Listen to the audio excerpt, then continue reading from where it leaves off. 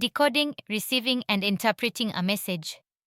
This involves converting symbolic forms transmitted by the sender into meaning, i.e., attaching meaning to someone's message or behavior. Just as successful encoding is a skill, so is successful decoding, involving, for example, taking the time to read a message carefully or listening actively to it. Just as confusion can arise from errors in encoding, it can also arise from decoding errors.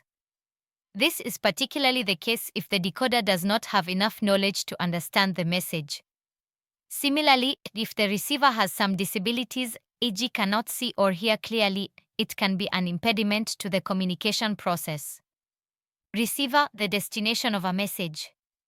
For communication to occur, there must be somebody at the other end of the channel. This is the destination of the message, the person who receives and decodes the message into something meaningful.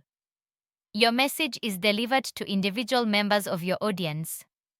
No doubt, you have in mind the actions or reactions you hope your message will get from this audience. Keep in mind, though, that each of these individuals enters into the communication process with ideas and feelings that will undoubtedly influence their understanding of your message and their response. To be a successful communicator, you should consider this before delivering your message and act appropriately. Feedback, the receiver's response to a message. Feedback is the mental or physical response the receiver gives to the sender. It shapes and alters subsequent messages of the sender. It represents the reversal of the flow of communication. The original sender becomes the receiver and the original receiver becomes the new sender. Feedback is important because it allows both the sender and receiver to attempt to change some element in the communication process. There are two different kinds of feedback, positive and negative.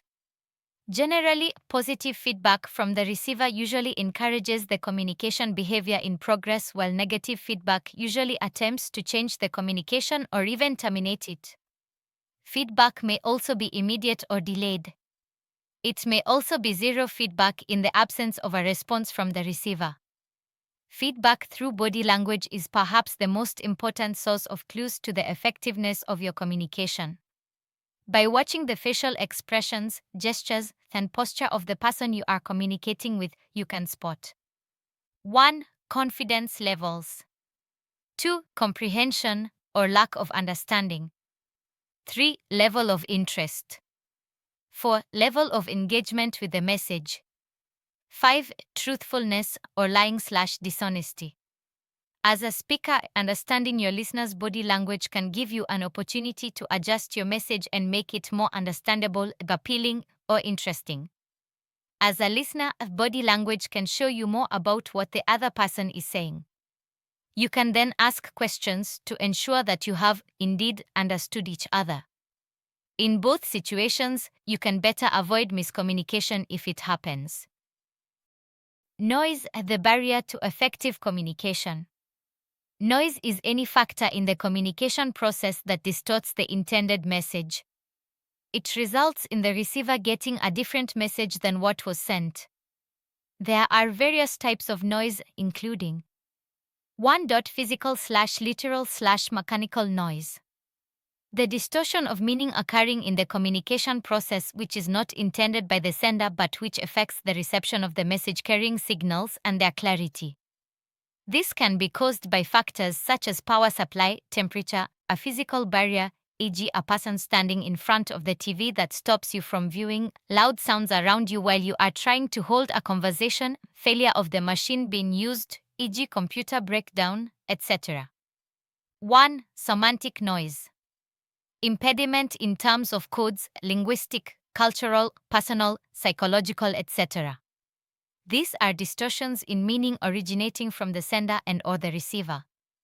Examples include distraction, emotions, hunger, sickness, etc. Differences in code, sender speaks in a language the receiver does not speak/understand, wrong emphasis, advertising a pen using a prominent person who ends up standing out more than the pen, attitudes, religious, cultural, etc.